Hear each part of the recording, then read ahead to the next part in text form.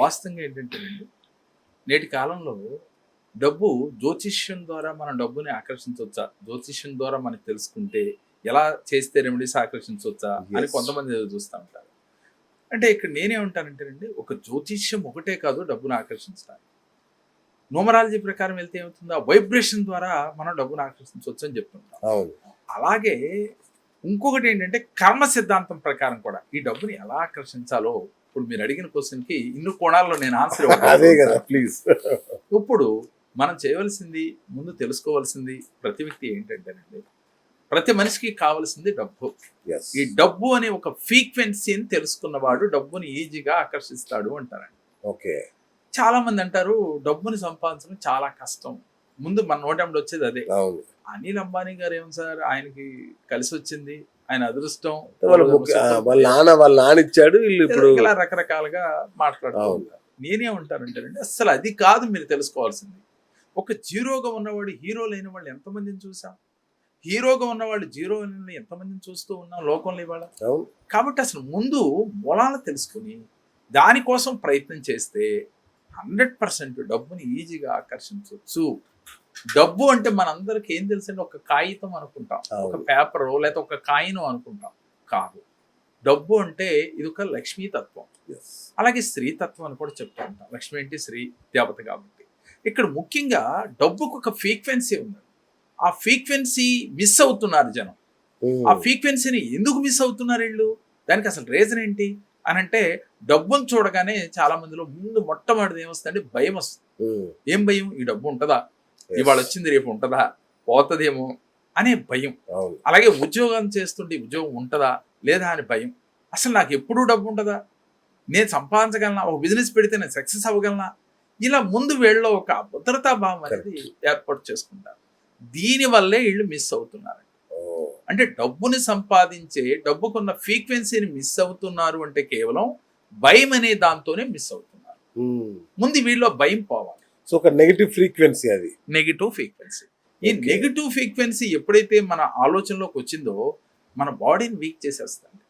అప్పుడు ఏమవుతుందండి, అవకాశాలు తలుపు తడతా ఉంటాయి. ఓకే. కానీ మీరు దాన్ని అందుకోవడానికి, మీరు అక్కడికి నడిచి వెళ్ళడానికి కూడా వీరికి ఆలోచనలు సరిగ్గా పనిచేయవు. మీరు ఎప్పుడైతే పాజిటివ్గా ఉన్నారో, ధైర్యంతో ఉన్నారో, అలాగే పాజిటివ్ ఫ్రీక్వెన్సీతో ఉన్నారో, అవకాశాలు తలుపు తట్టినప్పుడు మీరు అందుకునే స్థితి వస్తుంది.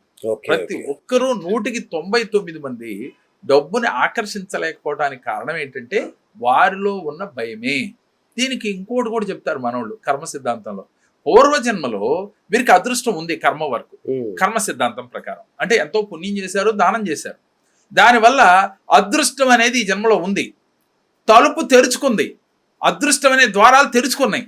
కానీ వీళ్ళు భయం అనే ఒక ఫ్రీక్వెన్సీతో ఉండటం వల్ల అక్కడి వరకు కూడా వీళ్ళు నడిచి వెళ్ళలేరు.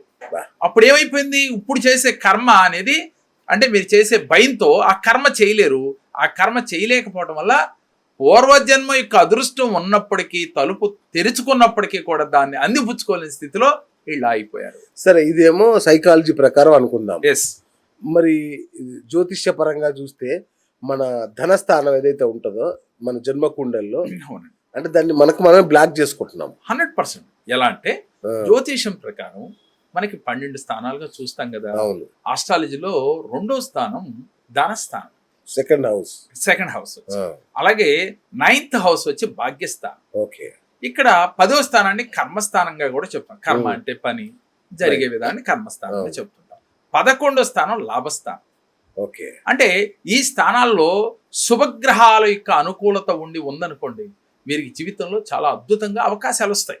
అంటే దీని అర్థం ఏమిటి, అసలు ఈ భావం ఏంటి, స్థానాలు ఏంటి అంటే కన్ఫ్యూజ్ చేయకుండా ప్రేక్షకులకు మనం చెప్పాలి అంటే, పూర్వజన్మలో మీకు అదృష్టం అనేది ఒకటి ఉంటే, అంటే మనం గత ఎపిసోడ్లో పుట్టుమచ్చల గురించి ఎలా అయితే చెప్పుకున్నామో, ఇక్కడ పూర్వజన్మలో మీరు 10 మందికి పెట్టి ఉంటే, మీకు అదృష్టం గనక గత జన్మది గనక వచ్చి ఉంటే, శుభస్థానాలలో ముఖ్యంగా భాగ్యస్థానంలో కానీ, లాభస్థానంలో కానీ, అలాగే మనకి ప్రత్యేకించి కర్మస్థానంలో కానీ అనుకూల గ్రహాలు వీరికి పొంచి ఉంటాయి. అప్పుడు ఏంటికి అదృష్ట ద్వారాలు తెరుచుకోవటానికి అవకాశాలు వస్తాయి. కానీ ఇప్పుడు మీరు కర్మ చేయాలి. గత జన్మ కర్మ వల్ల అదృష్ట ద్వారాలు తెరుచుకున్న పాయింట్ నిజమైనప్పటికీ కూడా ఇప్పుడు చేసే కర్మ, ఈ ఆగామి కర్మలో వీరు పని చేయకుండా ఆ అదృష్ట ద్వారాలని తెరుచుకుని ఉన్నా కూడా వీరు అందుకోలేరు. అంటే ఇక్కడ ఏమిటి దీని అర్థం? అదృష్టం ఉందని ఆస్ట్రాలజీ చెప్తుంది, కర్మ సిద్ధాంతం చెప్తుంది. ఎన్ని చెప్పినప్పటికీ మీలో భయము, అభద్రతాభావం, నా వల్ల కాదు అనే ఒక ఫ్రీక్వెన్సీలో ఉంటే మీ అదృష్టం కూడా దాటి వెళ్ళిపోతారు. దానికి ఉదాహరణ మనం చిన్న కథ కూడా చెప్పుకోవచ్చు. ఎలా అంటారా, పరమేశ్వరుడు పార్వతీదేవి సాయం సమయంలో విహరిస్తూ ఉన్నారంట. అంటే ఒక అతను ఎప్పుడు ఆర్థికంగా ఇబ్బందులు పడుతూ కానీ భగవంతుడిని ఎక్కువగా నామస్మరణ చేస్తూ భక్తి భావంతో ఉంటాడు. ఒకరోజు పార్వతీదేవి తల్లి కదా జాలేసి, నాదా ఎందుకు నీ భక్తుడిని అలా ఇబ్బంది పెడుతున్నావు, ఇవ్వచ్చు కదా అంటాడు. పకాపక నవ్వి, దేవి నువ్వు అడిగావు కాబట్టి నేను ఇస్తాను చూడని చెప్పి ఒక బంగారపు సంచిలో డబ్బు బంగారాన్ని ఒక మూట కట్టి ఆ రోడ్డు ఎమ్మట ఆయన వెళ్తుంటే ఆయన ఎదురుగా పడేస్తాడు. కొంత దూరంలో ఆయన తీసుకుంటాడు, చూద్దాం. కరెక్ట్గా ఈయనకు ఒక ఎదురుగా గుడ్డ ఆయన ఎదురొస్తూ ఉంటాడు, రోడ్డు ఎమ్మట ఎదురొస్తా ఉంటాడు. ఆయన చూశాడు, ఆయన అరే ఈ రోడ్డు ఎమ్మట రోజు నడుస్తున్నాడు, గుడ్డోడే అంత స్ట్రైట్గా ఎటువంటి ఇబ్బంది లేకుండా నడిచొస్తున్నాడు, అసలు మనం నడవగలమా అనేది ఈయనకి ఒక ఆలోచన వచ్చి కళ్ళు మూసుకుని నడవటం ప్రారంభించాడు. కట్ చేస్తే ఈ బంగారు మూట ఎదురుగా ఉంది, దాన్ని చూడకుండా దాటి వెళ్ళిపోయాడు. ఇక్కడ చూడండి కర్మ దీన్ని ఎలా చేసిందో. అంటే అదృష్టం తలుపు తట్టింది, కానీ ఈ కర్మ అనేది ఆయన అందుకునే అవకాశం లేకుండా చేసింది. ఇట్లా ప్రతి మనిషి జీవితంలో డబ్బు రాలేదు, డబ్బు గురించి ఉన్న భయాలను వదిలేయాలి. ఇది ధనస్థానము మనకు అనుకూలంగా ఉంటే ప్రతి వ్యక్తికి అదృష్టం వస్తుంది. నేనేమంటాను, ఎటువంటిది ఏదుందో వద్దు, మీరు ఇప్పటికైనా కళ్ళు తెరవండి, డబ్బు గురించి భయపడద్దు, రేపటి గురించి ఆలోచించొద్దు, ప్రజెంట్ లో ఉండండి, పాజిటివ్ గా ఉండండి. ఇలా గనక ఉండి మీ ప్రయత్నం మీరు చేస్తూ పోతే ఇప్పుడు మీరు చేసే కర్మ రేపటికి మీకు డబ్బును తెచ్చిపెడుతుంది.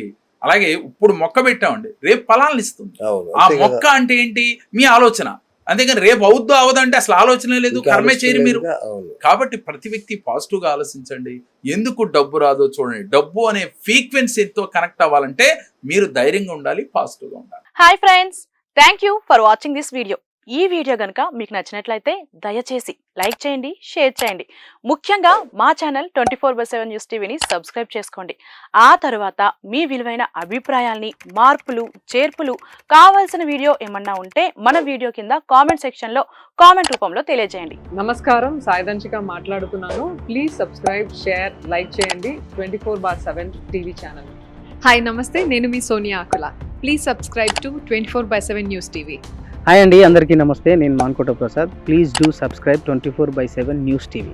Political, entertainment and infotainment updates కోసం like, share, subscribe 24/7 News TV.